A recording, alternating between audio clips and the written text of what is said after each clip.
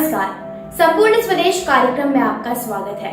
रोचक विषयों के लिए हमारे चैनल को सब्सक्राइब जरूर करें। हम पिछले वीडियो में महाभारत युद्ध के 18 दिनों में पिछले 9 दिन के युद्ध का सारांश देख चुके हैं। आइए इस वीडियो में अगले 9 दिन का सारांश देखते हैं। वहीं अगर आपने पिछला वीडियो नहीं देखा है तो हमारे डिस्क्रिप्शन बॉक्स के लिंक में आपको वो वीडियो मिल जाएगा।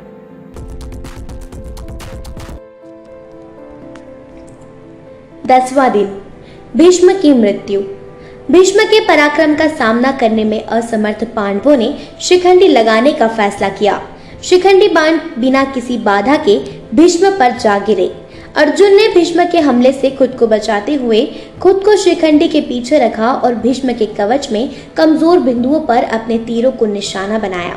तब पांडवों ने भीष्म को घेर लिया और कौरवों को भगाते हुए भीष्म को कई बाणों से तब तक छेदते रहे जब तक कि उनके शरीर पर 2 अंगुलियों की चौड़ाई से अधिक कोई स्थान न दिखाई दे।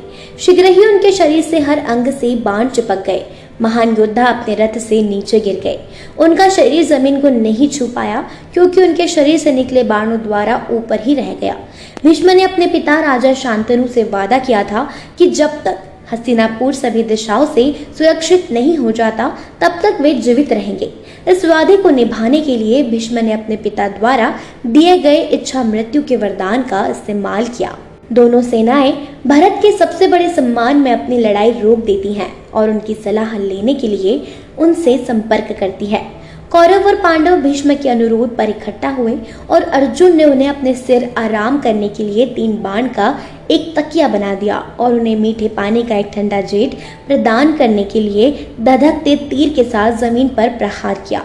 युद्ध समाप्त होने के बाद जब हस्तिनापुर हर तरफ से सुरक्षित हो गया था और पांडवों को राजनीति और विष्णु सहस्त्र नाम का पाठ पढ़ाया गया था, इस प्रकार वे अपने बाणों की शैया पर लेट गए, भाग्य के क्षण की प्रतीक्षा कर रहे थे और उत्तरायण के पहले दिन उनकी मृत्यु हो गई। 11वां दिन, अर्जुन ने द्रोण को हराया। दुर्योधन की खुशी के लिए कर्ण भीष्म के साथ युद्ध के मैदान में प्रवेश करने में असमर्थ रहा। कर्ण के सुझाव के अनुसार द्रोण को कौरव सेना का सर्वोच्च सेनापति बनाया गया था। दुर्योधन ने द्रोण को युधिष्ठिर को जीवित पकड़ने के लिए कहा। ऐसा इसलिए था क्योंकि युधिष्ठिर को युद्ध में मारने से पांडवों को और अधिक गुस्सा आएगा, जबकि उन्हें बंधक बनाकर रखना रणनीतिक रूप से उपयोगी होगा। द्रोण ने अर्जुन को अपने बड़े भाई की रक्षा करने से रोकने के लिए त्रिग्रंथों की स्थापना की और इस उद्देश्य के लिए 11वें दिन के लिए अपनी युद्ध योजना तैयार की। उन्होंने युधिष्ठिर के धनुष को काट दिया, जिससे पांडव सेना को डर था कि उनके नेता को बंदी बना लिया जाएगा। इस प्रकार अर्जुन मौके पर पहुंचे और बाणों की बाढ़ के साथ अंत में द्रोण को हरा दिया। 12वां दिन, अर्जुन और भगदत्त की लड़ाई। युधिष्ठिर को पकड़ने के लिए उनके प्रयासों से द्रोण असंतुष्ट थे। इस प्रकार उन्होंने दुर्योधन से कहा कि जब तक अर्जुन आसपास रहेगा तब तक यह मुश्किल होगा और उन्होंने संत सप्तों को आदेश दिया कि वे अर्जुन को युद्ध के मैदान के लिए दूर दराज के हिस्से में व्यस्त रखें। एक आदेश जिसका उन्होंने आसानी से पालन किया। सुशर्मा के नेतृत्व में त्रिगर्द योद्धा, जिन्होंने या तो जीतने या मरने की कसम खाई थी, का भी पांडव वंशज के साथ अपनी पुरानी शत्रुता का लेखा जोखा था। हालांकि अर्जुन दोपहर से ही पहले उन्हें हराने में कामयाब रहे और फिर प्रागज्योतिष के शासक भगदत्त का सामना करना पड़ा। भगदत्त भीम, अभिमन्यु और सात्यकी जैसे महान योद्धाओं को हराकर पांडव सैनिकों के बीच तबाही मचा रहा था। अब उन्होंने अर्जुन के साथ सुप्रतिका नामक अपने विशाल हाथी पर सवार होकर युद्ध किया। अर्जुन और भगदत्त ने एक भयंकर द्वंद्व लड़ा और अंत में अर्जुन अपने प्रतिपक्षी को हराने और मारने में सफल रहा। द्रोण ने फिर भी युधिष्ठिर को पकड़ने के लिए अपने प्रयास जारी रखे, लेकिन पांडवों ने कड़ा संघर्ष किया और द्रोण की योजनाओं को विफल करते हुए कौरव सेना को गंभीर झटका दिया। 13वां दिन, अभिमन्यु की मृत्यु। द्रोण का लक्ष्य वही रहा जो युधिष्ठिर को पकड़ना था।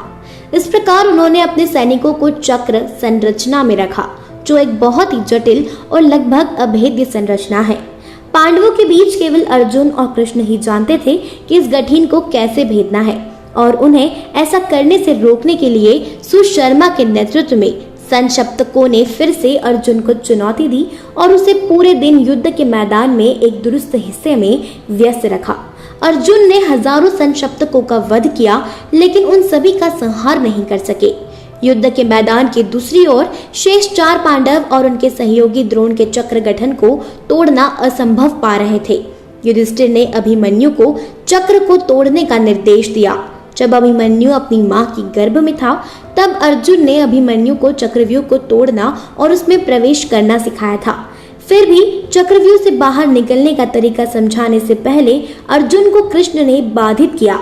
इस प्रकार अभिमन्यु जन्म से ही चक्रव्यूह में प्रवेश करना जानता था, लेकिन यह नहीं जानता था कि इससे कैसे निकला जाए। पांडव नायकों ने उसे किसी भी संभावित खतरे से बचाने के लिए उसका पीछा किया। हालांकि जैसे ही अभिमन्यु ने गठन में प्रवेश किया, राजा जयद्रथ ने पांडव योद्धाओं को रोक दिया। उन्होंने भगवान शिव से प्राप्त एक वरदान के लिए पूरी पांडव सेना को खाड़ी में रखा और भीम और सात्विकी को हराया। चक्र गठन के अंदर अभिमन्यु ने हजारों योद्धाओं को मार डाला।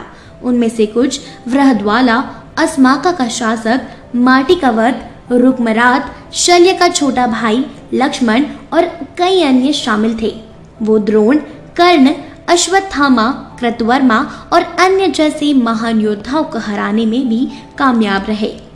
अपनी सेना के पूर्ण विनाश की संभावना का सामना करते हुए कौरव कमांडरों ने अभिमन्यु को अपनी सेना को और नुकसान पहुंचाने से रोकने के लिए एक रणनीति तैयार की। द्रोण के निर्देशों के अनुसार 6 योद्धाओं ने एक साथ अभिमन्यु पर हमला किया और अभिमन्यु को उनके रथ, धनुष, तलवार और ढाल से वंचित कर दिया। हालांकि अभिमन्यु ने लड़ने के लिए दृढ़ संकल्प किया। एक गदा उठाया, अश्वत्थामा के रथ को तोड़ दिया, शकुनी के भाइयों में से एक और कई सैनिकों को और हाथियों को मार डाला और अंत में गदा लड़ाई में दुशासन के पुत्र का सामना करना पड़ा। उत्तरार्ध एक मजबूत गदा सेनानी था और एक थका हुआ अभिमन्यु उसके विरोधी द्वारा पराजित किया गया तथा उसे मार दिया गया। उस रात अर्जुन ने अपने बेटे की नृशंस हत्या के बारे में सुना और सूर्यास्त के समय युद्ध समाप्त होने से पहले जयद्रथ को मारने की कसम खाई, अन्यथा वह खुद को आग में फेंक देगा। जबकि अर्जुन ने शेष शकटवुई को नष्ट कर दिया। तीसरे सबसे बड़े कौरव विकर्ण की अर्जुन को एक तीरंदाजी लड़ाई के लिए चुनौती दी। 14वां दिन। कर्ण गथोचक के कारण वासवी शक्ति खो देता है। कौरव राजा जयद्रथ के चारों ओर रेली करते हैं और अर्जुन को यह जानकर दूर रखते हैं कि यदि वे जयद्रथ की रक्षा करते हैं तो अर्जुन खुद को मार डालेगा। द्रोण अर्जुन को उसे विचलित करने की चुनौती देते हैं और वे दूसरे को मारने के प्रबंधन के बिना अथक रूप से लड़ते हैं। कर्ण, द्रोण, अश्वत्थामा और दुर्योधन सभी ने अर्जुन को राजा जयद्रथ से बचाने के लिए घेर लिया। भयानक लड़ाई तब तक चली जब तक सूरज पश्चिमी पहाड़ियों के पास नहीं आ गया। कृष्ण अर्जुन की प्रतिज्ञा को पूरा करने के लिए चिंतित होकर द्रोण को पीछे छोड़ रथ को आगे बढ़ाते हैं। कृष्ण ने अर्जुन से कहा, आप जयद्रथ को तब तक नहीं मार सकते जब तक आप इन योद्धाओं को नहीं मार देते। मैं सूर्य को अंधेरे में ग्रहण करूंगा ताकि वे समझ सके कि सूर्य अस्त हो गया है और कम सावधानी बरतें। अपनी दिव्य शक्ति के माध्यम से वो पुत्र को ग्रहण करता है, अंधकार पैदा करता है और कौरवों को धोखा देते हैं जो अलग हो जाते हैं, यह सोचकर कि अर्जुन को अब अपना जीवन लेना चाहिए। अर्जुन ने एक अस्त्र को लिया और जयद्रथ को निशाना बनाकर उसे मार डाला। जैसे ही ग्रहण समाप्त होता है, सूर्य फिर से चमकने लगता है। जयद्रथ का सिर काट दिया जाता है। यह देखकर कि उन्हें धोखा दिया है, कौरव दुख और क्रोध से रोने लग जाते हैं।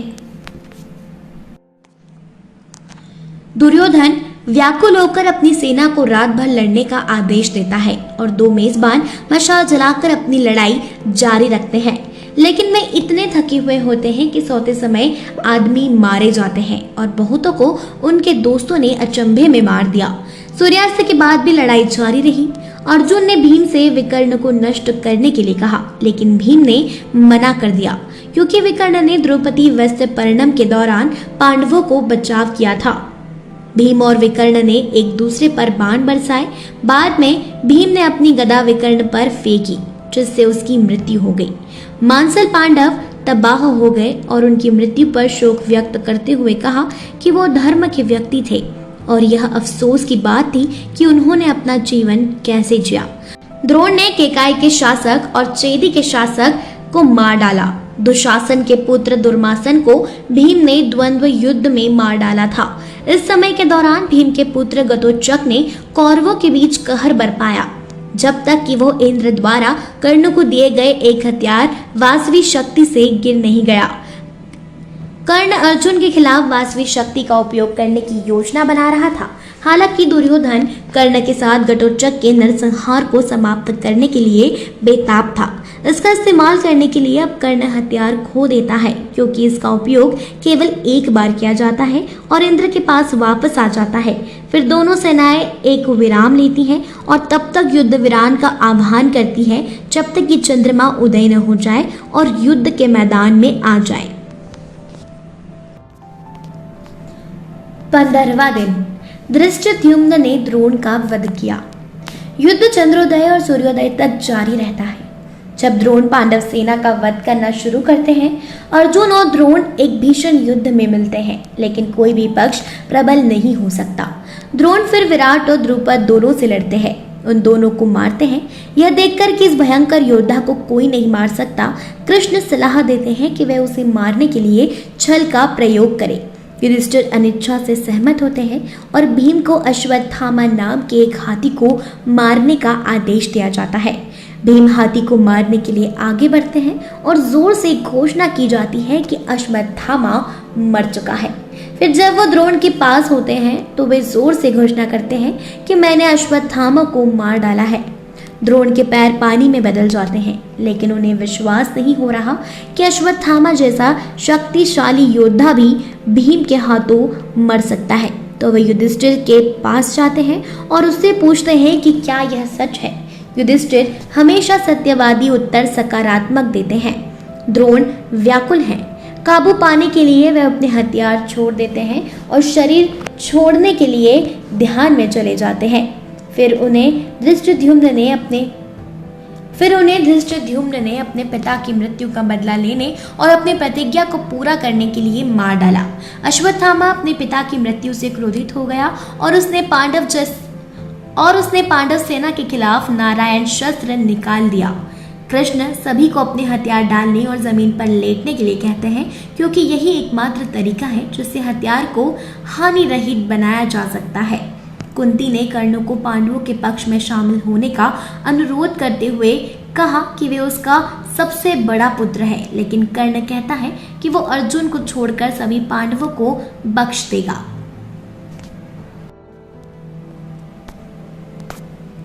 सोलहवां दिन भीम दुशासन को मारता है।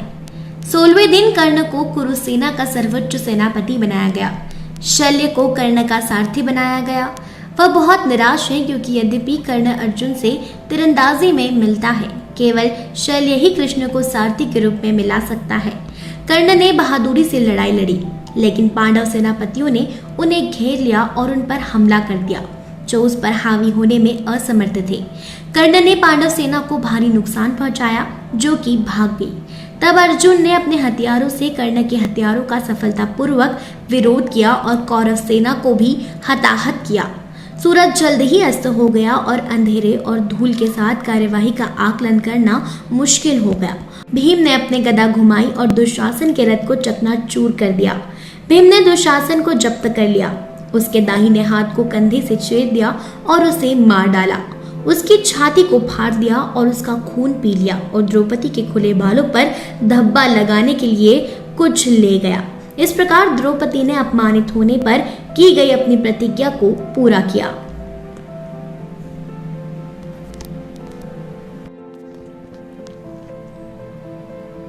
सत्रहवां दिन अर्जुन ने कर्ण का वध किया। 17वें दिन कर्ण ने युद्ध में पांडव भाइयों नकुल, सहदेव और युधिष्ठिर को हराया, लेकिन उनकी जान बख्श दी। कर्ण ने युधिष्ठिर को गंभीर रूप से घायल कर दिया, जो युद्ध के मैदान को आराम करने के लिए छोड़ देता है। यह सुनकर अर्जुन अपने डेरे में जाकर देखता है कि वो कैसा है, युधिष्ठिर हालांकि दर्द और क्रोध में अर्जुन का अपमान करते हैं, यह सोचकर कि वह कर्ण से भाग गया है। शर्म और क्रोध में अर्जुन ने युधिष्ठिर के खिलाफ अपनी तलवार खींची और उसे कृष्ण द्वारा शांत करना पड़ा। अपनी लापरवाह हरकतों और बातों से शर्मिंदा होकर दोनों भाई एक दूसरे से माफी मांगते हैं। बाद में कर्ण ने अर्जुन के साथ द्वंद्व शुरू कर दिया। कर्ण और अर्जुन एक क्रूर लड़ाई में एक दूसरे से लड़ते हैं जब तक कि परशुराम का शाप सच नहीं हो जाता और कर्ण का रथ का पहिया जमीन पर गिर नहीं जाता। उनके द्वंद्व के दौरान कर्ण का रथ का पहिया कीचड़ में फंस गया और कर्ण ने विराम मांगा। कृष्ण ने अर्जुन को अभिमन्यु को कर्ण की निर्ममता के बारे में याद दिलाया, जबकि वह उसी तरह रथ और हथियारों के बिना रह गया था। अपने पुत्र की दुर्दशा सुनकर अर्जुन ने बाण चलाकर कर्ण का वध कर दिया। युद्ध से पहले कर्ण के पवित्र कवच और झुमके को मांगे जाने पर भगवान इंद्र ने भिक्षा के रूप में ले लिया था, जिसके परिणाम स्वरूप अर्जुन के बाणों से उनकी मृत्यु हो गई थी। ऐसा कहा जाता है कि कुंती पांडव भाइयों और कर्ण की पालक माँ राधा की उपस्थिति में कर्ण के लिए एक गीत गाती है। उसके मरने से पहले पांडवों ने ही उनका अंतिम संस्कार किया था। 18वां दिन, दुर्योधन की मृत्यु। अंतिम दिन शल्य को कौरवों और युद्ध का सेनापति बनाया जाता है और युधिष्ठिर द्वारा मारा जाता है। शकुनी को सहदेव ने मार दिया और अश्वत्थामा, दुर्योधन, कृपाचार्य और कृतवर्मा को छोड़कर कौरव सेना में से कोई भी युद्ध में नहीं बचा। अपनी हार का एहसास होने पर दुर्योधन भाग गया और अपने शरीर को ठंडा करने के लिए एक झील की ओर बढ़ गया, जो क्रोध से गर्म हो गया। कृष्ण पांडवों को झील में ले जाते हैं और भीम दुर्योधन को उससे बाहर निकलने के लिए मजबूर करते हैं। जब वो गदा की लड़ाई लड़ते हैं, दुर्योधन अपनी मां गांधारी के वरदान के कारण अजेय है कि उसका शरीर अभेद्य है। भीम ने दुर्योधन की कमर के नीचे वार करने के लिए नियमों को खत्म कर दिया, जिसमें वह घातक रूप से घायल हो गया। बड़ी पीड़ा में दुर्योधन को पांडवों ने मरने के लिए छोड़ दिया। अश्वत्थामा, कृपाचार्य और कृतवर्मा ने दुर्योधन से उसकी मृत्यु पर मुलाकात की और भीम के कर्मों का बदला लेने का वादा किया। उन्होंने उस रात बाद में पांडवों के शिविर पर हमला किया, सभी पांडवों को मारने की कोशिश की। हालांकि मृतकों में धृष्टद्युम्न, शिखंडी, उत्तमोज और द्रौपदी के बच्चे थे, जो उन्हें पांडव भाई समझकर मारे गए थे। कुरुक्षेत्र युद्ध में केवल 5 पांडव श्री कृष्ण, सात्विकी, अश्वत्थामा, कृपाचार्य, युयुत्सु, वृक्षकेतु और कृतवर्मा बच गए।